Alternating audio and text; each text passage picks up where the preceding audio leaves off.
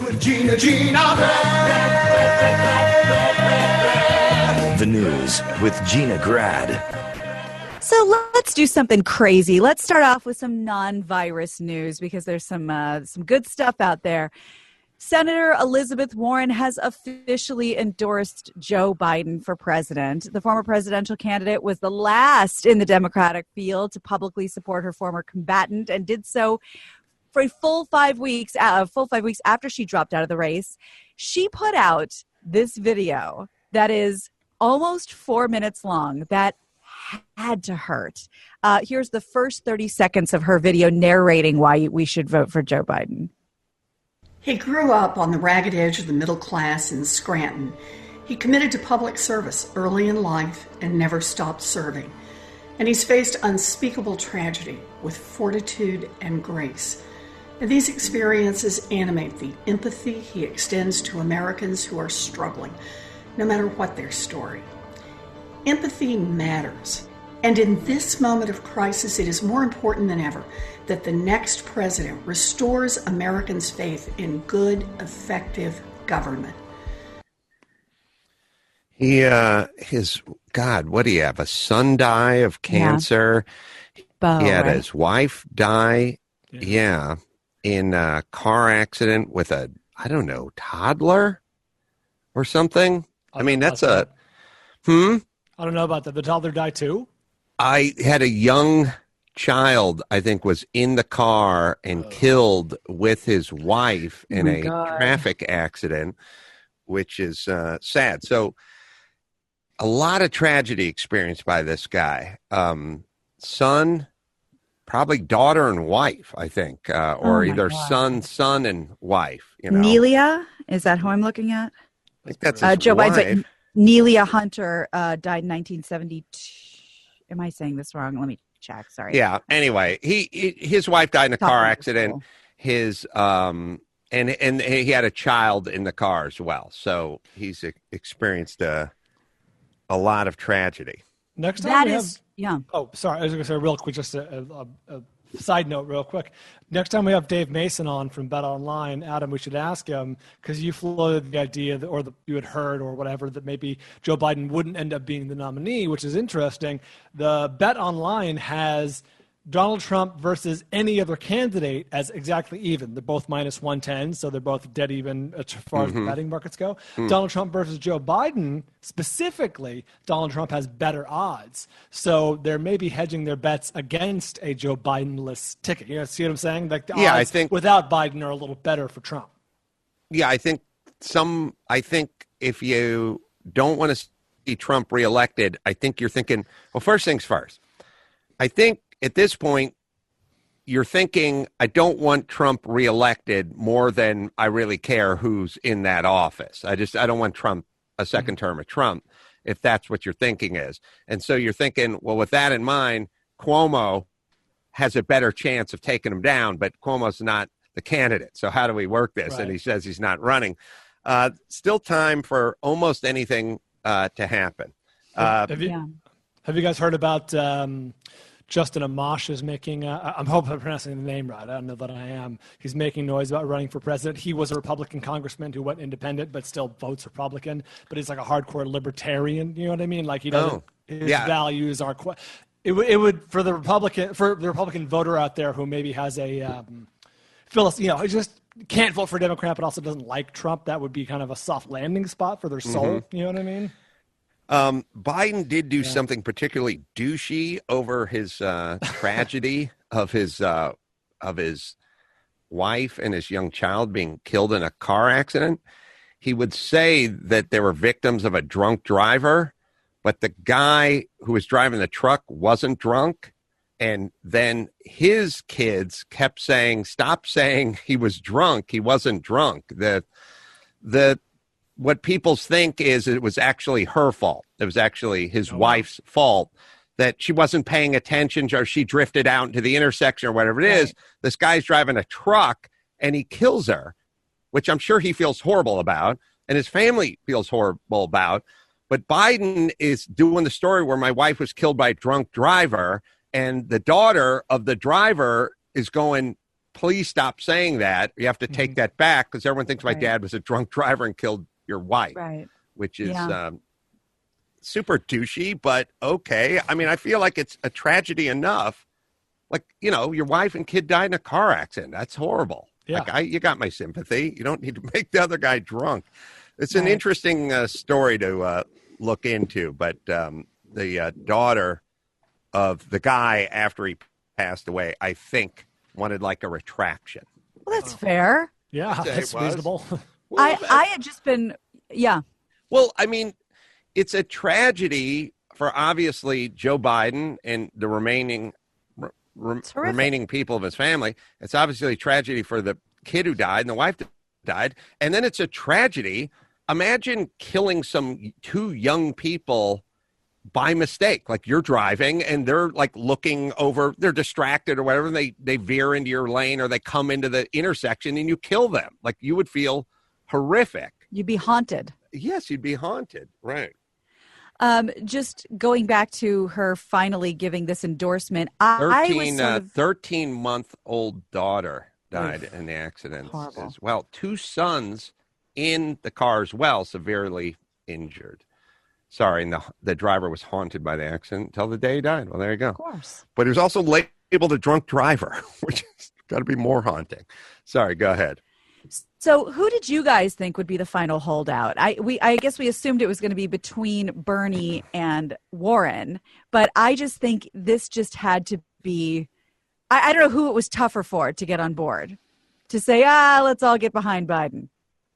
I don't know. I can't figure out. There's a kind of a weird thing, which is like, do they hate each other, or is it, as we talked about the patent trolls earlier, like, or divorce lawyers? You know what I mean? You think your guy's fighting against his guy and his guy's fighting against her guy, but at the end, everyone ends up in the same country club and they're doing fine. So, like, are they really dislike the other people, or they just have to go to battle with them and then they don't care? Well, I know Biden's announced that, you know, he's going to pick he claimed he was going to pick a female VP. And people are talking about Kamala Harris. Is it possible that it's a Biden-Warren ticket? Harris is a pretty big favorite on BetOnline right now. I was looking at the odds. Yeah, a lot of people are talking about her. Well, I like that Bryan is seeing everything through the filter of gambling. That's like right. Of course he is. No, I like it. Typically, the odds will tell you who the favorite. It will obviously tell you who the favorite is, who the long shots are, and stuff, and just go from there. And they're not in the business of being wrong. All right, let me hit. Let's see. I think what I was thinking of. Yeah, Obama gave his endorsement as well. Yep. I can't figure out. It doesn't seem like President Obama is a big fan of Biden. It doesn't feel like it to me, but I don't know if I'm reading something into it or he's not a big fan. I can't figure that one out. I will. I welcome your input on it in a sec. I got an idea. Yes, go ahead. I got a great idea. I don't think it's ever happened in the history of this country.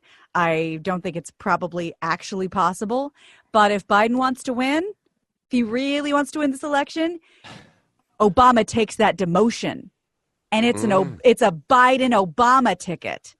I'm looking right now. Barack Obama, 50-1 long shot to be vice president.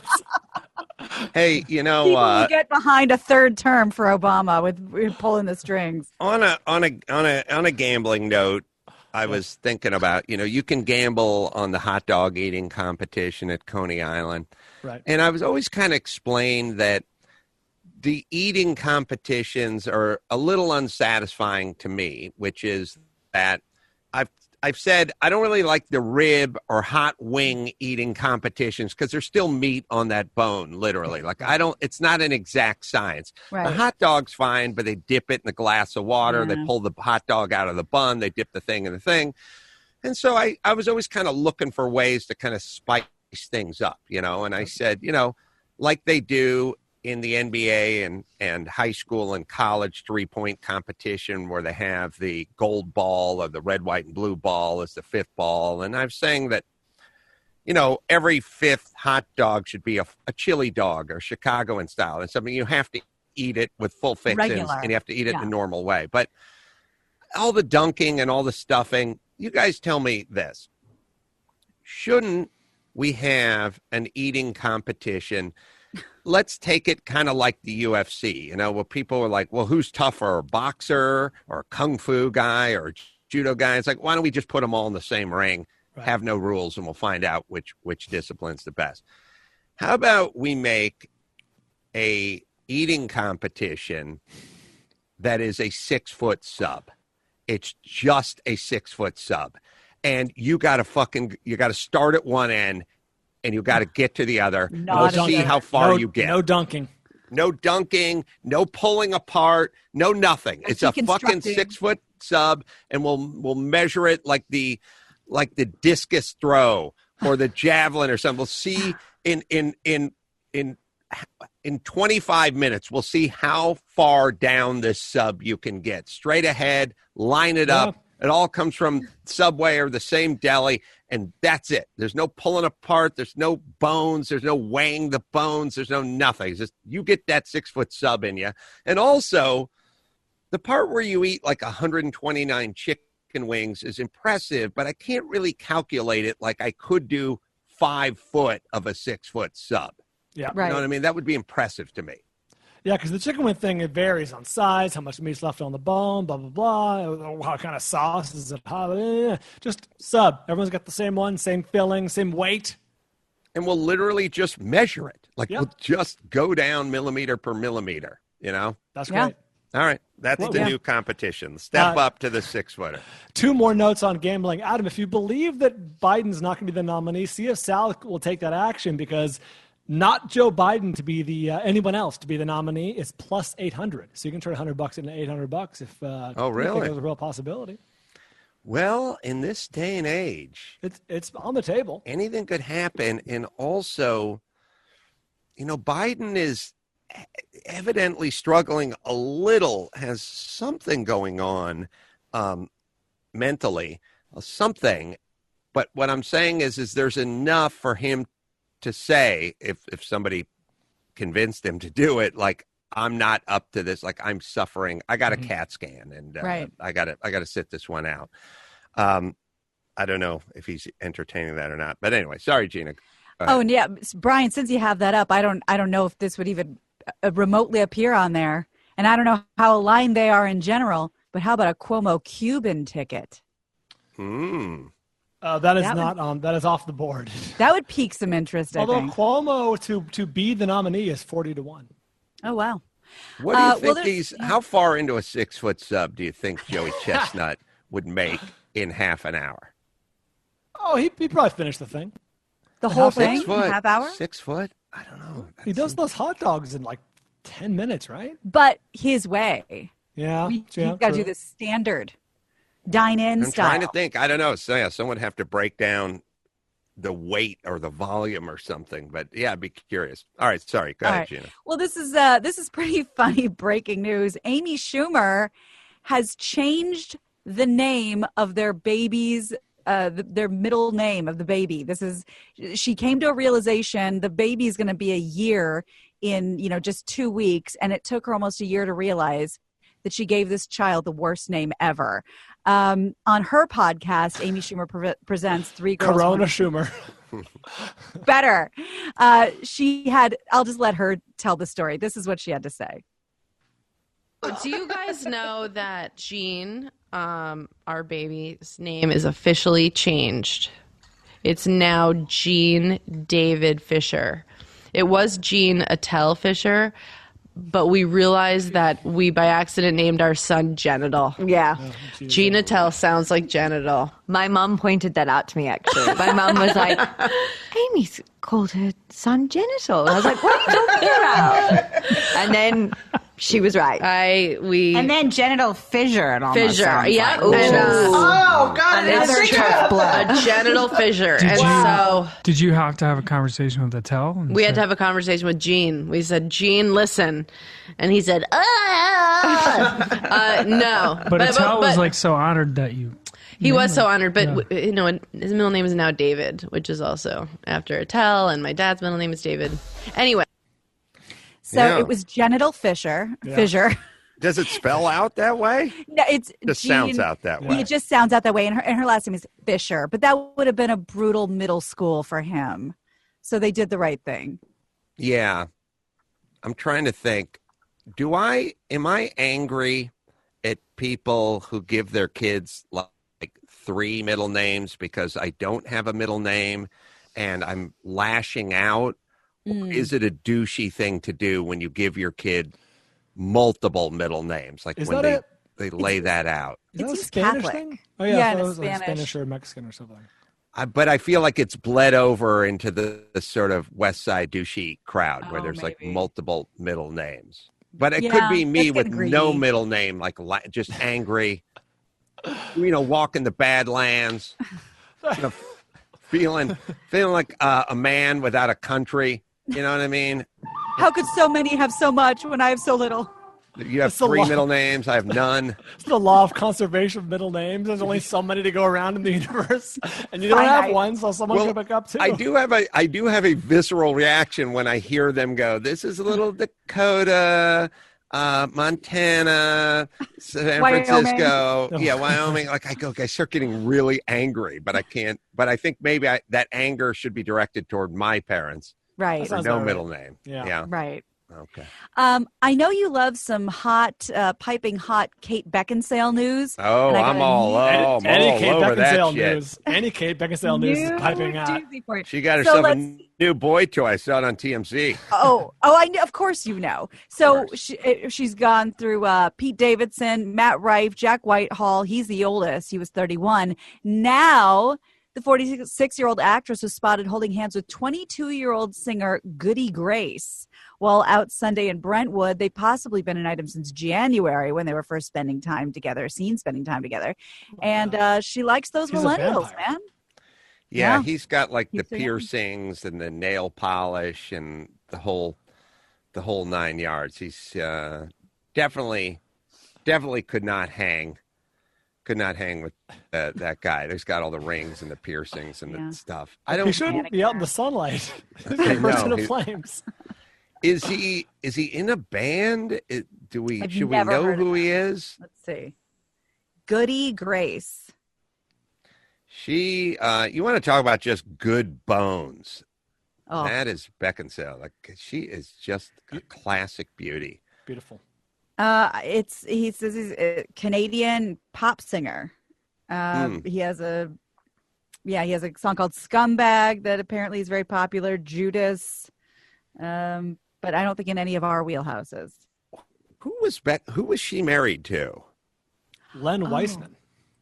Oh, She was, well, I don't know if maybe someone else too, but she was famously married to Len Weissman, who was the director of Underworld, those vampire movies that she she married him, had a kid, has a kid who's, I don't know, 22 or whatever the Around the age same of this guy is. And then is just kind of sowing her oats, I guess. I don't. Yeah. Maybe for a long Interesting. time. I Dudes do it all the time. yeah, I know, but it's weirder when chicks do it. It's cooler when chicks do it. Well, I was We're not thinking used to it. it was funny because when Nick Santora was talking about the made up movie and he was talking about the devil, making the deal with the devil, Right. and he was out having meaningless sex all the time, but his true love, he was sort of waiting for. And I thought that's kind of a movie theme that we've seen a lot, but Right. we've never really seen the theme that reversed the script. You know what I mean? Where like Right. the woman was just out blowing guys on buses and forms mass transportation, just fucking guys all over the place. And the one guy was just kind of waiting around Right. for her. And then at the end, they went off. Yes, go ahead. The aforementioned Amy Schumer Yeah, train wreck came close. What was she happening in Trainwreck? Oh, She was just a fucking total everyone. party girl, very self-centered, just wanted to get her sex on, and then met this great guy who was, of course, not interesting to her because he wasn't this vapid sex machine, and then in Bill Hader, and then they fall in love. I love Bill Hader, by the way. Me too. But how much, and that's true, how much fucking was she doing, after they'd met? Like, did she curtailed no. it a little bit? You have to meet the person and have something with the person and keep fucking, which I think she still did. But I feel like after she met him, she slowed it down. I don't know. Well, he was just one of her many conquests, and he wanted something real, and she didn't. So I don't know if there was any crossover. But FYI, Kate Beckinsale's daughter apparently is with Michael Sheen, and she's 21. Lily Mo Sheen, not Wiseman. Oh, is with? I mean, had her with. There you go. So there you go. All right. So that was our fun portion of the day. Let's move on to mask news. Starting at midnight tonight as we record this, on Wednesday, Los Angeles residents will be required to wear a face covering or a mask while venturing out for essential services. This is according to County Supervisor Catherine Barger, who spoke to CNN about sporting events and other mass gatherings. Barger says she believes they're unlikely until a vaccine is available. And when it comes to bars and nightclubs, she says, I think that's way in the future. She added masks definitely are going to be a must at all construction sites because apparently that's been an issue. And then Governor Newsom, our governor here in California, laid out this sort of vague 6-point plan. These things kind of are the things that they're looking to accomplish before we can just sort of get back to life. The ability to monitor and protect our communities through testing, tracing, isolating, blah, blah, blah. The ability to prevent infection in people who are at risk. The ability of I was talking to Garagos about this, yesterday. And he was he has this theory. I have the same theory that it's been in Los Angeles for a while. Yeah. And he was like, remember the Lakers? Remember when all those guys in the Lakers had the flu? And early on, like in, I don't know, December, January, a lot of Lakers had the flu. I mean, they're traveling, they're playing a game in China, blah, blah, blah. I was like, yeah. I don't know what the impact of it is, but my theory is still a lot more people had it a lot earlier than we'd anticipated. I think most people are agreeing with that it was in LA last fall is the working theory now. Yeah, Mark was also talking about an attorney gal that worked for him that got this respiratory thing with the flu and everything else bad, in, I don't know, January, December, something. You too, right? That was me. So I think there's a lot of that. I love the antigen test just to see if I already had it. I'm looking forward to science and good news soon. I would like them to start thinking about ways to send certain groups and certain populations and certain professions back to work. I don't know the one size fits all is, it's definitely the safest. It's always the safest. My thing is like, all right, now let's start asking some tough questions, and the safest is fine, but the safest doesn't work for society. We have to figure out how to balance this. You should go out for coffee with John and Ken from KFI, because John's been saying forever, I don't understand why it's all of us. If you're vulnerable, stay home, protect yourself. If you're not, go back to work. So that's in the zeitgeist as well. Yeah, the problem with the politicians is they're under a microscope, and they cannot. So here's what's going on, politicians. If you send people back early, it's a potential career killer. Right. If you send them back later than they need to, and you make laws about, if you're in Michigan, you can't go from one of your homes to the other home, and you go into a Costco, you can't go down this one aisle, you can go there.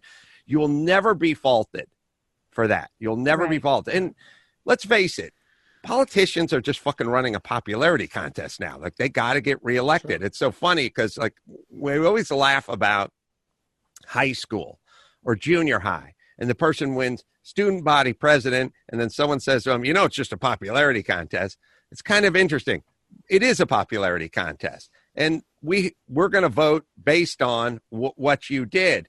And there is no upside to what we're talking about, and potential liability.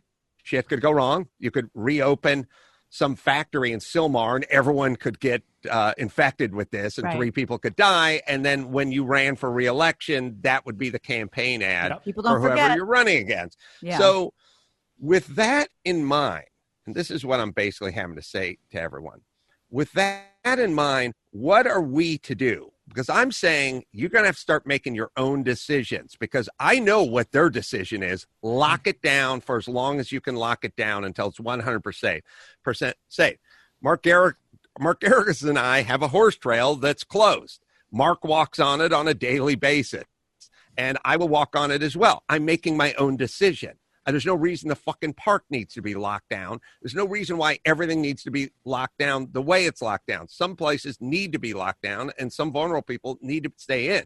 But we are dealing with pussies here, my friends. This is a new era. There's no longer Jim Morrison walking along the same beach as Carol Shelby doing their own thing. We are fucking regulated. And it's with that, you're going to have to start using your own brain a little bit. And sorry, Twitter people, if you don't like that kind of thinking, but I would claim uniquely American. Ooh. Thank you. Well, you know, the one thing that I think we can all agree on is whether we like it or not, that I think Newsom or Garcetti said this, it's not going to be a toggle switch. It's going to be a dimmer switch. So you're not just going to go back and eat at a restaurant and it's going to feel normal. It's going to be limited tables far apart. Your waiter is going to have a mask, and it's going to be this slow creeping back into the reality that we're used to. Unless we find out information that would suggest otherwise. Yeah, who knows? No, you're right. We might find out stuff that turns out we're doing the wrong thing. I don't know. We're going to have to, that's going to keep coming in. Well, this is really interesting too, because, people are working around the clock trying to find a vaccine and just trying to find anything. And it turns out a lice medication could be a very key element to fighting this. 2 very small studies suggest an old head lice treatment might prove effective in combating this COVID-19. This is according to GMA. The latest surprising lead for researchers is an anti-parasitic drug called ivermectin, and it's sometimes used to treat head lice. So research into the drug's viability in treating COVID-19 is that it's still in the early stages, but what they figured out is, now coronavirus is not a parasite. We know that, but experts suggest that the drug essentially treats it like one and blocks the viral RNA from invading healthy cells. So it's unable to enter the cell, and it kind of slows everything down, and it gives your immune system time to fight it off. So it's kind of like an A to C approach of dealing with this. Head lice medicine. Is there a big difference between a pubic crab and a head lice or louse? Gina? That's a good question. Gina, one moment, please. Check. I'm going to get my eyebrow comb out. Let me grab a comb. Slide out of frame. Because I got to tell you, man, I think they're similar. My buddy got pubic crabs once, and we actually slept in the same bed together, oftentimes in shifts. I never got crabs. I don't know how I didn't get crabs, but I did not get crabs. But he got crabs. And I don't think we could afford the money. We didn't have the doctor or whatever it is to get the medicine to kill him. And I said to him, you know what kills everything? Ammonia. Ammonia kills everything. And perms everything. If you put ammonia in a squirt bottle and go and see like cockroaches or something, like squirt them, it just stops them. They turn over. I said, give me one of those crabs. Let's do a little experiment. So Get me one of those crabs. I summoned the crab. Put the crabs at my dad's house. I was living in the garage. Sure. Put the crab down in my dad's bathroom on the counter. I remember setting it on the countertop next to the sink on a like a 4x4 tile. And there it was. There was a crab. I said, I'm going to take this like straw and I'm going to put a drop of this ammonia on top of this crab. So you know how it kind of works where the drop is sort of self-contained, and it completely engulfed the crab. Sure. In a bubble. And it sat there, and the crab walked right out of it. And I thought, wow. Oh, no. Fuckers are indestructible, man. And that's when I had a newfound respect for the pubic crab. I was like, you know what? Touche, my friend. You remind me a lot of a young me. You know what I mean? Like, I tipped my cap, and I just walked away. The crab had grit. Yeah. Yeah. Joey, Max Petty, you have some Joey Chestnut info? Yeah, I do. I also have pubic lice info as well. Joey First Chestnut off, has crabs? crabs are not the same as head lice. There are 3 kinds of lice that live on humans: head lice, body lice, and pubic lice, and they are all different. All right. Okay. Next, Joey Chestnut in 2017 he broke his old record. He ate 72 hot dogs in 10 minutes. That is equal to 15 pounds, and the water accounts for another 8 pounds. So he gained 23 pounds after that. God, we're disgusting. Now, I wonder if we can somehow do a hot dog 6-foot sub math. Somebody can crunch those numbers. I did at home. crunch the numbers. So what I'm looking at is a 6-foot sub. It's actually fairly light. It averages about 7-8 pounds. So you might. So he could take one down. You have no problem with that. But all that bread expands. So I'm Well, wondering if look, that would That's be a problem for foil. tomorrow. Look, either maybe we make a 9-foot sub, or maybe we. What is it? What is the Nathan's hot dog eating? Is that a half hour? Is that 20 let's minutes? see. Is that 45 minutes? Give us a timeline on that. But either way, we'll either shorten the timeline or lengthen the sub, but they won't be able to get all the way through it. We'll mark it. It'll be like a hill climb they do or something where it's like no one ever makes it to the top. We'll just mark who got the highest up on the hill on the dirt bike or the dune buggy. All right, Gina. So I looked up the hot dog eating contest, and the first sentence says the length has changed over the years. Previously 12 minutes in some years, only 3.5 minutes in others. Since 2008, it's 10 minutes. 10 minutes. Wow, it's not very long. Yeah. So we talked a little bit recently about Liberty University. That is I believe that's Falwell's University that stayed open during, when all campuses should be closed. Well, not surprisingly, a new class action lawsuit has been filed on behalf of Liberty University students in Lynchburg, Virginia, accusing the school of improperly hoarding fees and profiting off a pandemic. Very curious what Garagos would say about this. So the federal lawsuit, led by an unidentified student, alleges that Liberty University only nominally placed its facilities on open status as a pretext for holding on to students' campus and housing fees. Student A, they're calling them, told Newsweek through their attorney that they believe the school's response has been irresponsible and dangerous.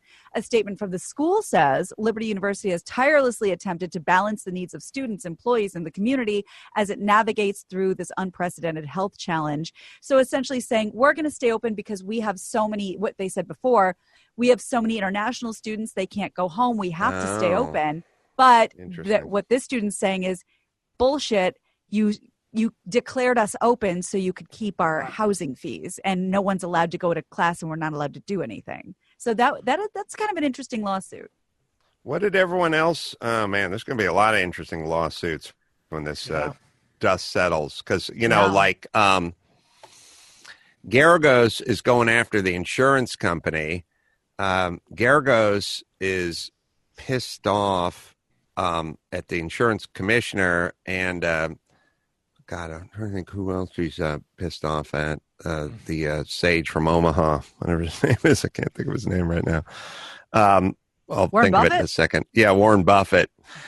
So Warren Buffett has made a lot of his bones with insurance companies. Right. And he thinks his silence is a little deafening about now. Like he should be speaking up, and he's not because he's made a lot of money off these insurance companies. Then insurance companies, their job is to take money from you. And then when you go, oh, I got into an accident or I got whatever, and they go, not so fast. They'll figure out a way. Exactly right. It's kind of a weird, it's a relationship that's inherently flawed in the sense that they're like, you just give us, $100 a month. And then 13 years later, you go, oh, I got into a fender bender. I need some of that money back. And they go, wait a second, hold the phone.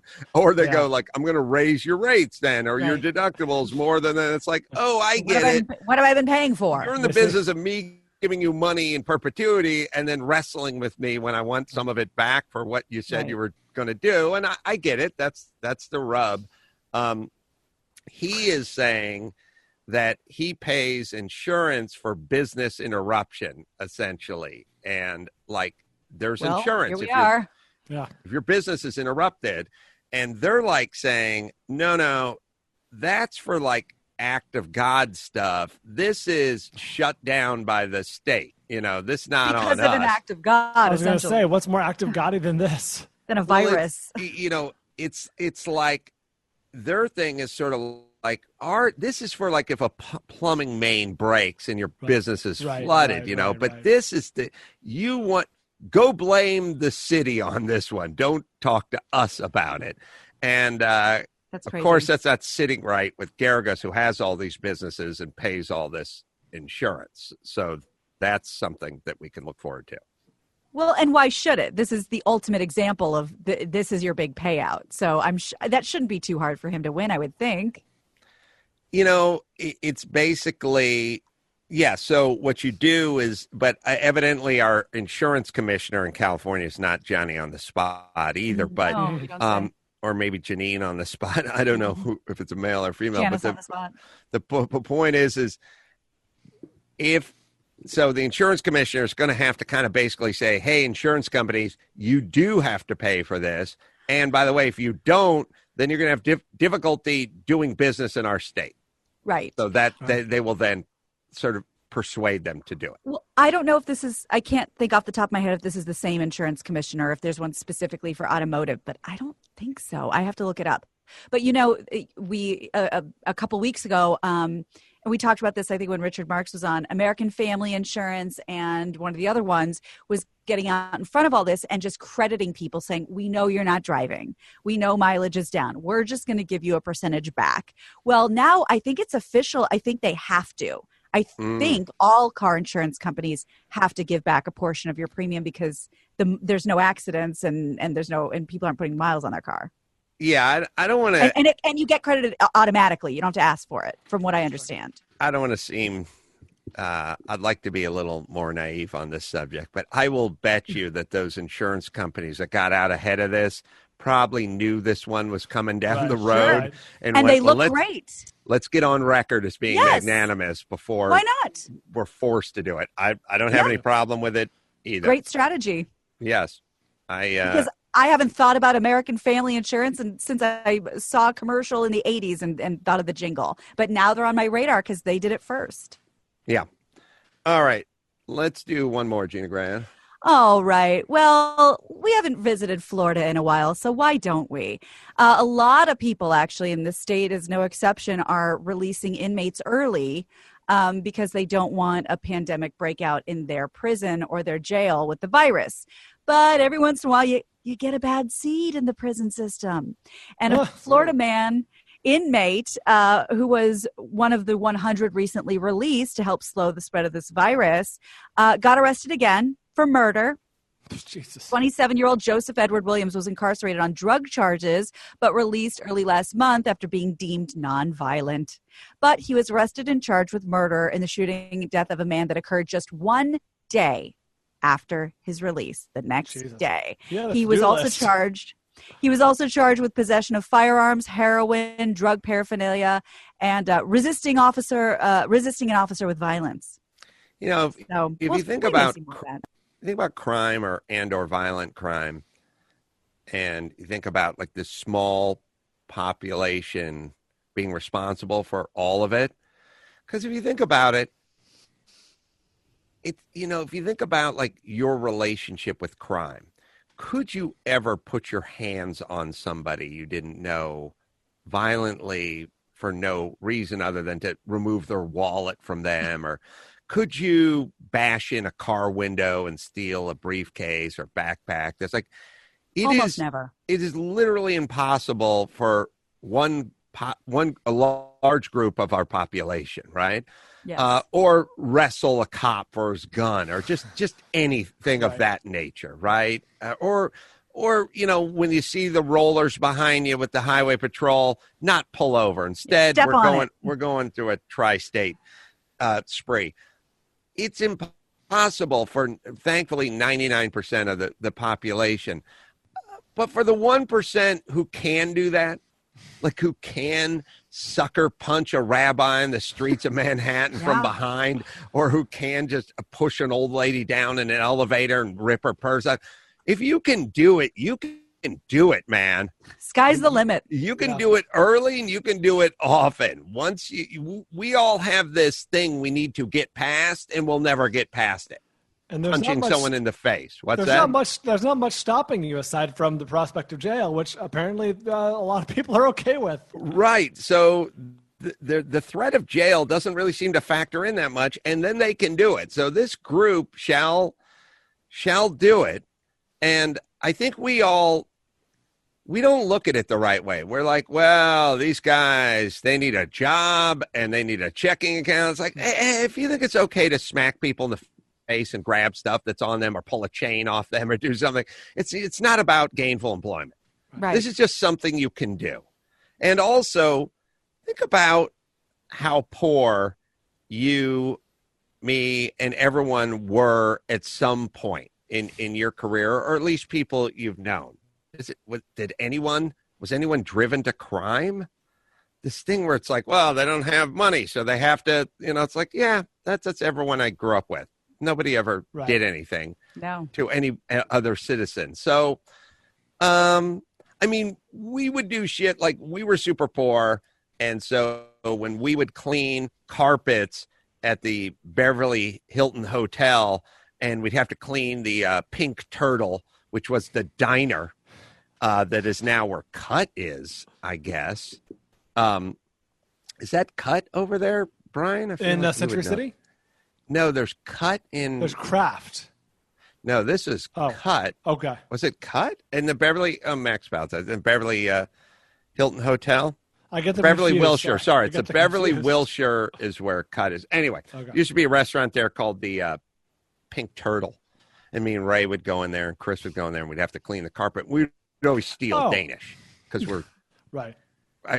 Because we're You're out of our minds. But that was as much thievery as we basically did, hungry, stealing Danish at the Pink Turtle. When I was super, when I was super poor and had jack shit going on in my life, my super poor crime was I would go to the multiplex, the AMC or whatever, see a movie at 10 a.m. and then just go see another movie at 12:30 without, because that $11 was very important to me at that point. That checks out. That's a lot of wandering into other neighboring theaters and also sneaking in the back doors and stuff. Like we do that. One guy would buy the ticket, another guy would open the door, and that was our form of crime. But what you didn't do was pummel a guy on the sidewalk and take his movie ticket and walk in. Yeah, never. Definitely didn't do that. All right. Why don't we bring it home, Gina Grad? You got it. I'm Gina Grad, and that's the news. Gina Grad. That was the news with Gina Grad.